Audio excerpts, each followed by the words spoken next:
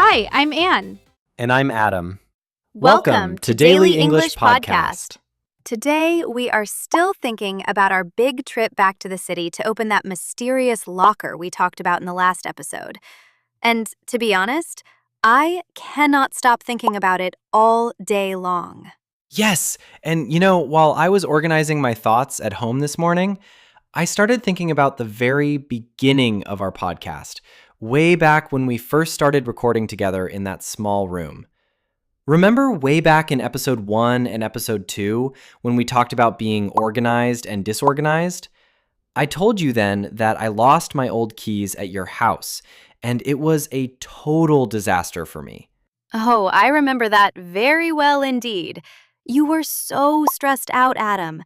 You searched everywhere in my living room, and you were so sure that you left them on my kitchen table, right next to the coffee maker, or deep inside my living room sofa cushions. Exactly. I looked under the pillows, behind the heavy curtains, and I even checked my winter jacket pockets 3 times because I thought for sure they were right there. But looking back at everything now with a clear mind, I realized something very funny. Those keys weren't at your house at all. My memory completely tricked me back then. It is so funny how time passes and how our stories change as we grow up and look back. But you know what this means, right? Since we are talking about things that happened in the past and how our memory works or fails us, it is the absolute perfect moment to talk about how we tell stories in English without getting confused by complicated grammar. That is so true. If we want to tell our story correctly to our friends, family, or online listeners, we need to master the simple past tense. Today, we are going to look at 10 essential past verbs in natural, everyday conversations, so you can use them easily when telling your own stories at home, at work, or with other English speakers. Let's start right away with our list of 10 verbs in the past.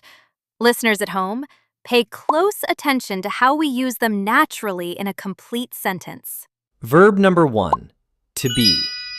In the past, we use was or were. For example, we were talking about our organization weeks ago. Very simple, very common in daily life. Let's give another example. I can say, I was very nervous when I lost those keys. And Anne, you can say, you were looking everywhere for them. That is correct. We use was for one person or thing, like I was, he was, she was, or it was. And we use were for plural or you, like you were, we were, or they were. It is a fundamental building block for any past story.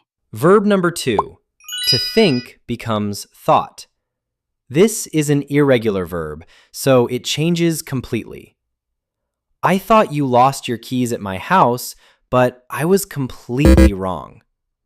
We use thought when we have an idea or belief in the past that turned out differently than expected. For instance, yesterday I thought it would rain, but it was a sunny day. Exactly. Another great sentence using thought is, we thought the journey to the city would take 2 hours, but it took much longer.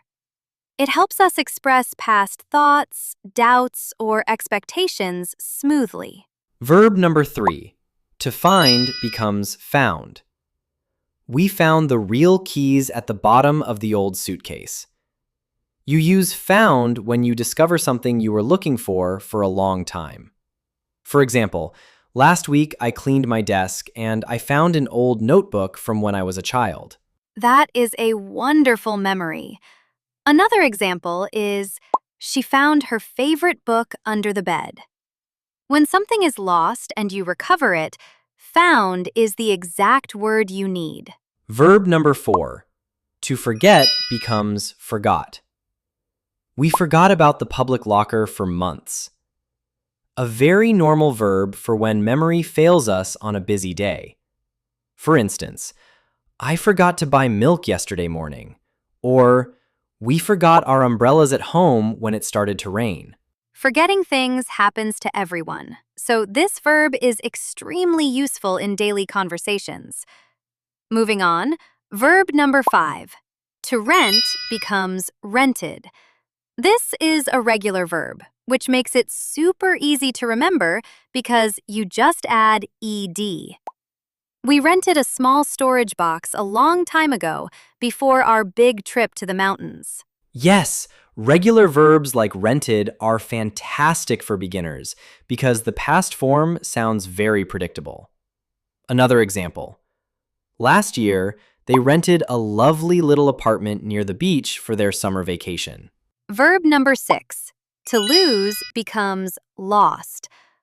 I lost track of where those keys were. Remember, lost means you no longer have it or it is gone from your hands completely.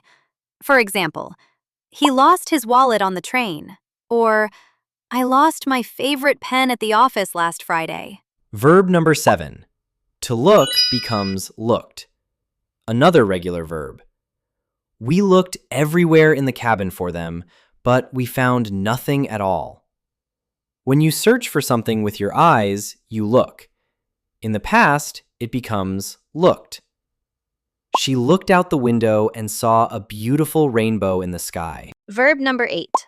To put becomes put. This is one of the most interesting irregular verbs because the form stays the exact same in the present and in the past, which is wonderful. I put the keys inside my bag without thinking before leaving the house. Another example. Yesterday, he put his jacket on the chair before sitting down to eat dinner. Verb number 9. To bring becomes brought. You brought the wrong suitcase on our trip to the mountains, Anne. That is true, Adam. I brought winter clothes instead of summer clothes, and we laughed so much about it.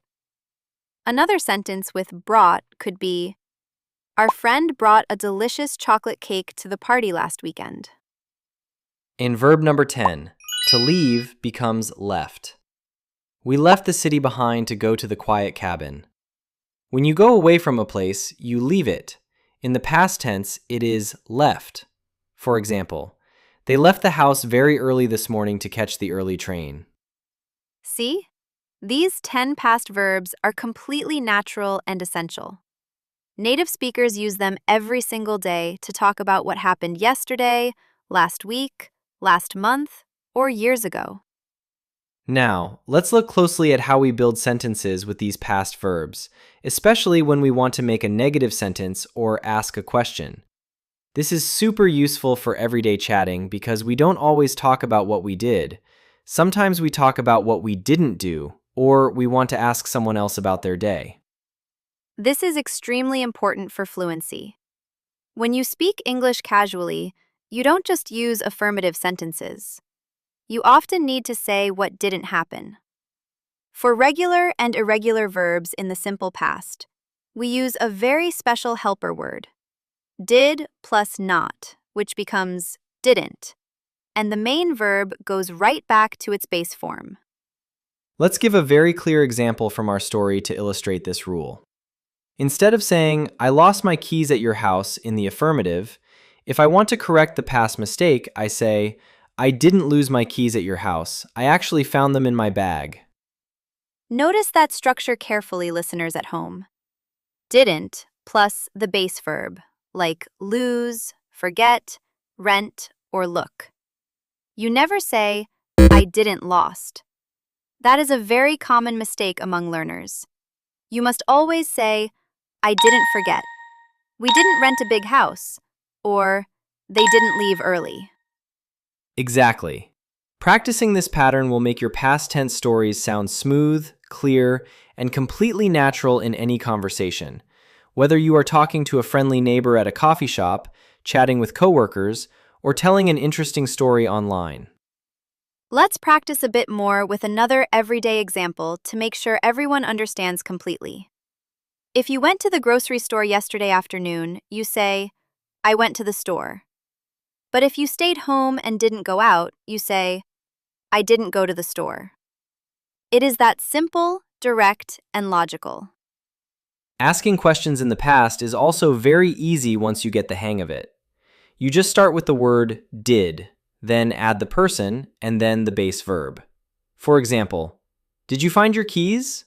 Or did you rent a car for the trip? You can answer with a short answer like, yes, I did, or no, I didn't. That is fantastic advice, Adam. Using short answers helps you sound polite and conversational without needing to invent long, complicated sentences right away. Well, Anne, reviewing our past stories like this and breaking down how the simple past works makes me realize how connected all our episodes really are, from the very first day we started recording until now. Me too, Adam. Every single conversation we share brings us closer and closer to opening that mystery locker in the city. And I cannot wait to see what treasures or secrets are inside when we finally unlock it together. Before we close today's episode, we want to ask our friends listening at home, what is a funny story about something you lost and found a long time later? Tell us all about it in the comments section below. And now, let's do our traditional vocabulary review with 10 key words from today's episode to make sure your memory is fresh. Key, a small metal instrument specially cut to open and lock doors, padlocks, or secure storage boxes. Suitcase, a large rectangular container with a handle, used for carrying clothes and personal items when you travel to another city or country. Mistake, something you do or say that is wrong, incorrect, or not what you originally intended to happen. Thought, an idea, opinion, or mental image that you have in your mind from the past or present. Locker, a small, secure storage box kept in public places like train stations, schools, or gyms to keep your belongings safe. Memory, the faculty of the mind by which data or information is encoded, stored, and retrieved over time.